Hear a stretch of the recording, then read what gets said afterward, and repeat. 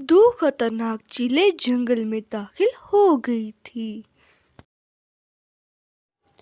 देखो, ये मुझे किसी छोटे परिंदे का घर लगता है। हमें जल्द ही इस पर हमला कर देना चाहिए। नहीं नहीं, अभी हमने इस घर पर हमला नहीं करना। पहले हम अगले जंगलों से होकर आते हैं। अगर हमें कोई शिकार ना मिला तो वापसी पर हम इस घर पर हमला जरूर करेंगे। फिर वो दोनों वहां से चली जाती हैं। चीलों के जाते ही सोनू का छोटा बेटा बाहर निकल आया था। उसकी बड़ी बहन लालू ने उसे बाहर आते हुए देख लिया था। छोटू, तुम बाहर क्यों निकल आए हो? माँ ने बोला था ना कि बाहर नहीं निकलना। चलो जल्दी से अंदर। अगर माँ आ गई तो वो देखकर बहुत गुस्सा होगी। माँ पहले तो इतनी देर से नहीं आती, तो आज वो इतनी देर क्यों लगा रही है? अपी, माँ अभी तक क्यों नहीं आई? तुम परेशान मत हो छोटू, माँ आती ही होगी। चलो अंदर चलो अब। इधर चीलें भूखी थी। उन्हें सुबह से कोई भी शिकार नहीं मिला था। वो शिकार की तलाश में ही इधर उधर फिर रही थी।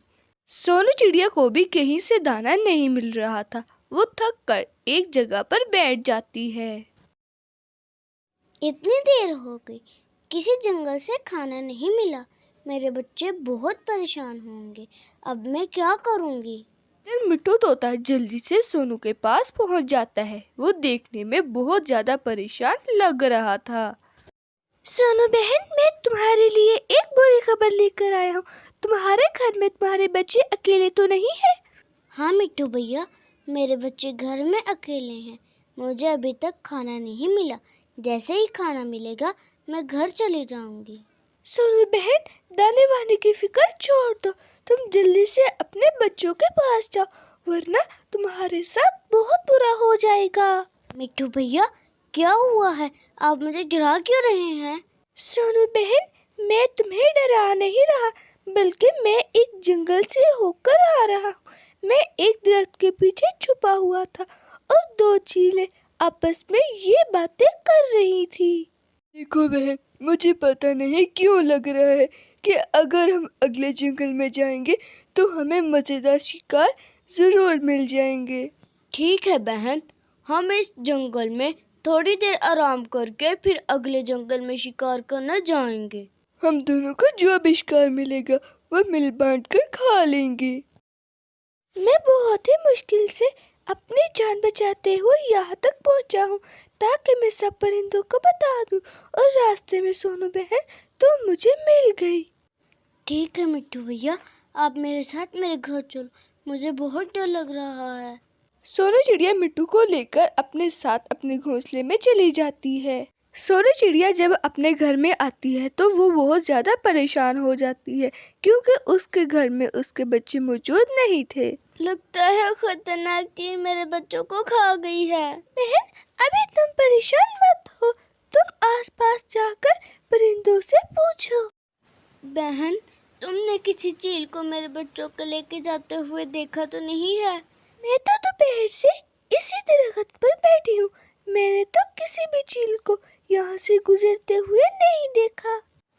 चलो मिट्टू भैया, हम किसी और परिंदे के पास जाकर पूछते हैं। वो जल्दी से वहाँ से चले जाते हैं। सोनू चिड़िया जब बड़ी बी के पास पहुँचती है तो वो देखकर बहुत खुश हो जाती है, क्योंकि उसके बच्चे बड़ी बी के पास बिल्कुल महफूज थे।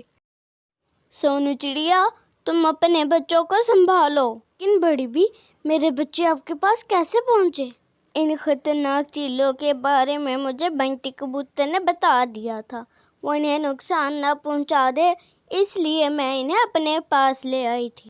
तुम सब परिंदों को बुला कर लाओ, हम चीलों को सबक सिखाएंगे। चिड़िया, तुमने जाल में फंसने का नाटक करना है, बाकी सब तुम हम पर छोड़ देना, हम खुद ही संभाल लेंगे।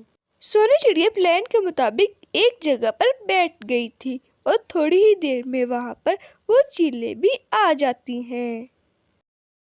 वो सोनू चिड़िया को घूरे जा रही थी, इससे पहले कि वो सोनू चिड़िया पर हमला करती। आसपास छुपे हुए छोटे परिंदों ने उन दोनों पर हमला कर दिया था और उन्हें खूब अच्छा सबक सिखाया।